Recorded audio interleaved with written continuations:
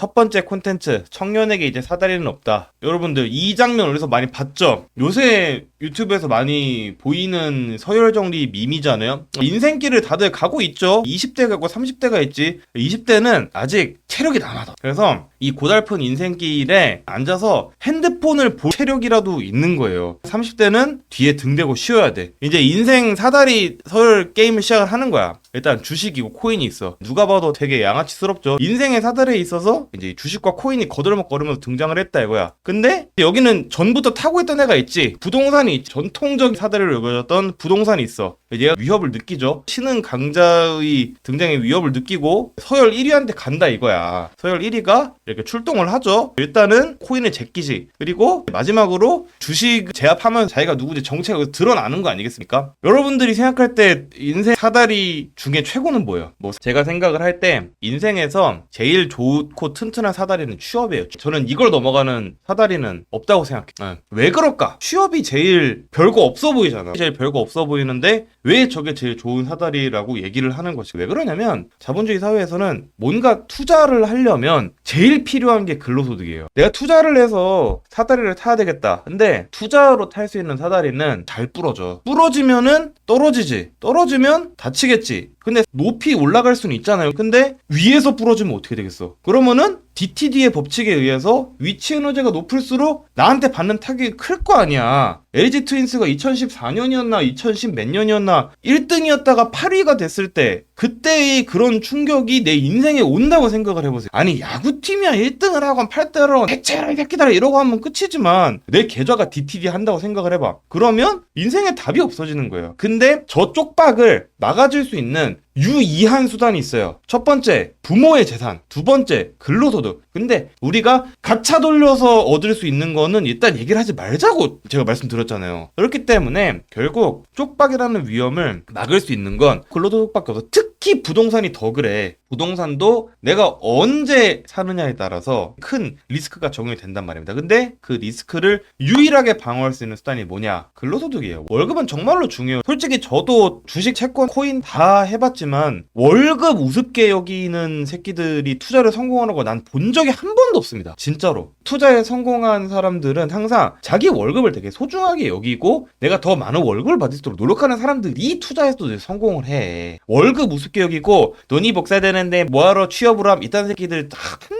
놈도 내가 성공한 거 본 적이 없어. 맨날 그 유튜브에서 무슨 뭐 자청 뭐 이런 이상한 콘텐츠나 보고 말이야. 그렇기 때문에 취업을 어디에 하느냐가 내가 무슨 주식을 사고 어디에 부동산을 살 수 있느냐를 항상 정해요. 취업을 어디 했느냐에 따라서 내가 대출을 할 때 적용받는 이자율, 내가 집을 사고자 할 때 갈 수 있는 급지, 내가 가고 싶은 아파트의 세대수가 다 달라진다니까? 다 달라져요. 이게 근로소득 구간별로 은행 여신에 넣잖아요? 그러면 한도부터 시작해서 이자율까지 다 달라져요. 물론 주택담보대출은 담보가 걸려있기 때문에 내 소득에 따라서 대출의 한도나 이자율이 많이 차이가 나진 않아. 근데 DSR 있잖아 우리나라엔. LTV 풀어주는 대신에 DSR 빡세게 적용하고 있잖아. 국가에서 요구를 하고 있는 거예요. 네가 번 돈에 걸맞는 대출까지만 너는 감당해라 이거야. 이거를 지금 국가에서 권장을 하고 있는데 그러면은 결국 어디에 취업했느냐에 따라서 탈 수 있는 사다리가 급이 달라지는 그런 거예요. 그러니까 인생이라는 게임을 할 때 있어서 진짜 사다리는 내가 취업을 하는 거고 나머지는 랩제가 있는 아이템인 거야. 그러니까 내가 어떤 커리어를 밟아가면서 얼마나 가치를 인정받느냐가 우리의 레벨인 거고요. 그 레벨에 따라서 가질 수 있는 아이템이 좀 달라진다라는 뭐 이게 사실 굉장한 진리인 거거든요. 근데 우리나라에서는 언제나 자신의 레벨보다 높은 아이템을 가지려고 생각하는 사람들이 굉장히 많이 있다. 여러분들 인생 하드코어로 가고 싶으면 20대 초반에 저런 사람들한테 연락해서 중고차를 사면 됩니다. 저 사람들이 거의 대부업체 수준의 이자율을 받거든요. 당일한도 4,500에 요자금 1,000만 원이면 5,500만 원의 대출을 받고 나한테는 개구린 중고 마세라티가 하나 생기는 거야. 저 5,500만 원이 연이자율이 만약에 30%라고 하면 1년의 이자가 총 얼마입니까? 대충 한 1,600만 원 정도 나옵니다. 그럼 그걸 12로 이제 월할 계산하면 얼마야? 거의 금리 2% 정도 시절에 주담대 이자가 나와요. 금리가 한 2.5% 정도 되던 시절에 주담대를 3억 정도를 받으면 한 월 이자가 120만 원 정도 나온다고. 근데 그거보다 더 많은 돈을 저걸 살려고 그 이자를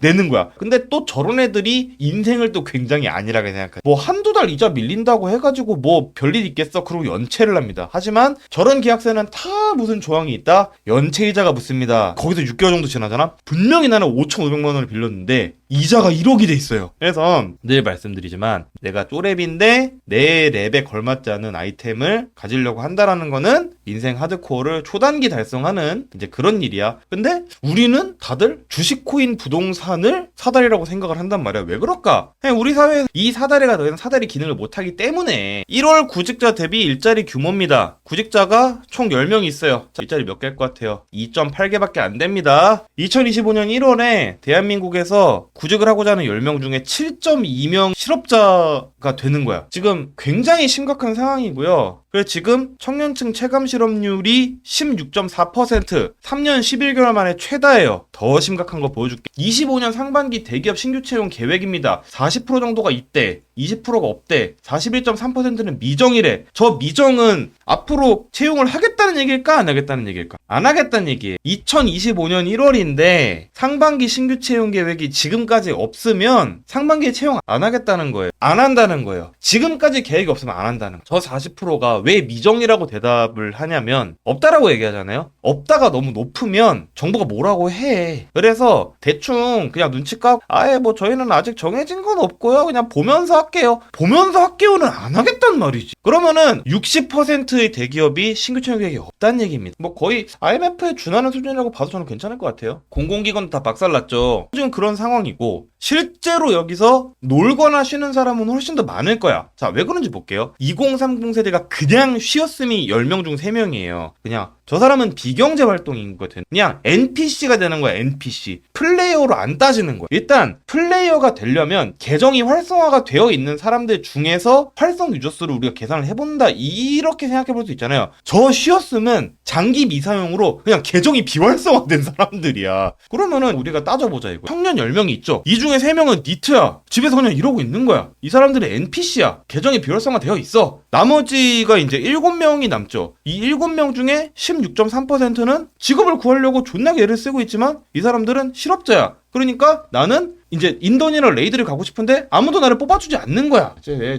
옛날에 와우를 참 열심히 할 때 청년 실업률의 무서움을 저는 그때 느낀다. 왜 그러냐면 레이드를 안 가잖아? 그러면은 나는 좋은 템을 얻을 수가 없어요. 좋은 템을 못 얻으면 그 다음 레이드를 못 가. 그 다음 레이드를 못 가면 또 더 좋은 템을 못 얻지. 그러니까 레이드를 가는 파티에 내가 취업이 안 되잖아? 그러면은 나는 그 게임의 컨텐츠를 반 정도밖에 못 즐기는 거예요. 우리 사회에서 또 그래요. 내가 취업이 안 되잖아? 그럼 이 사회에서 할 수 있는 일을 게임에서야 그래도 캠페인 따라가면 스토리라도 할 수 있지. 이 사회에서는 내 스토리를 못 만들어. 실업이 되면. 실업이 진짜 무서운 거예요. 5명이 남았으면 5명 다 대기업 들어가냐? 아닙니다. 4명은 조조수에 가겠. 그냥 취업하는 사람들은 보통 중소기업을 다 가요. 그러면 나머지 1명만 이제 이런 사람들이 된다는 건데, 우리는 이런 사람들을 묶어서 그냥 킹차 간무직이라고 얘기를 하도록 합시다. 이 킹차 간무직이 우리 청년 10명 중에 1명 정도만 될 수 있는 어떤 그런 이제 신분이란 말이지. 근데 이 킹차 간무직이라도 결국 요즘 시대에는 사다리 같은 것, 사다리였던 것, 뭐 이렇게 된다라는 거예요. 왜 킹차 간무직이라도 사다리 같은 것이냐? 한번 볼게. 이것 때문이야. 모든 건 다 이것 때문. 자,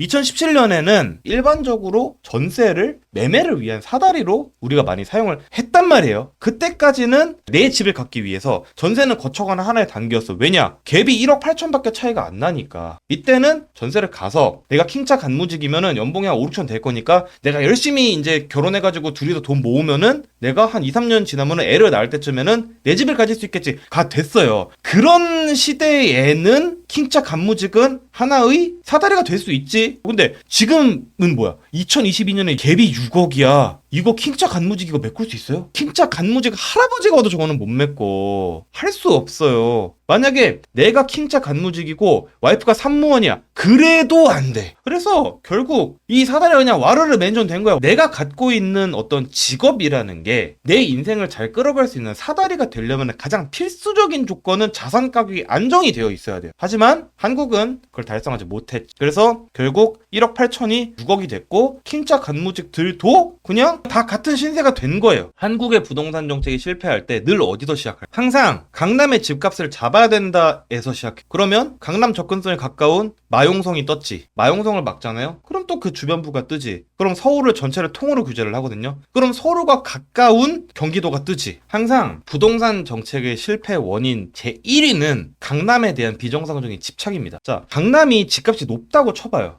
강남 집값이 높다고 쳐봐. 그걸 왜 잡아야 돼? 저는 사실 그 이유를 잘 모르겠어요. 여러분들 강남 지역의 수요는 어디서 발생합니까? 거기 일자리가 많잖아. 그리고 뭐 학군도 있죠. 그리고 블록마다 하나씩 지하철역이 있잖아. 그러니까 강남의 집값을 잡겠다고 하면서 GTX-A는 강남 한복판을 지나가도록 설계를 해놨어. 그러니까 수도권에서 가장 훌륭한 인프라는 강남으로 계속 몰아주면서 강남의 집값은 대출을 묶어서 잡겠습니다. 이거는 모순되는 거예요. 방향성이 모순되는 거. 부동산 가격이 너무 높으면 사람들의 삶의 질이 떨어지는 건 사실이에요. 근데 이거를 잡는다라고 했을 때 항상 실패한 정책은 늘 강남에서 시작했다라는 저는 그냥 팩트를 얘기를 하는 거예요. 뭐 여러분들 대한민국의 인프라가 깔리는 빈도나 속력을 보면 언제나 서울 강남이 제일 먼저 제일 많이 깔려요. 지금도 그래요.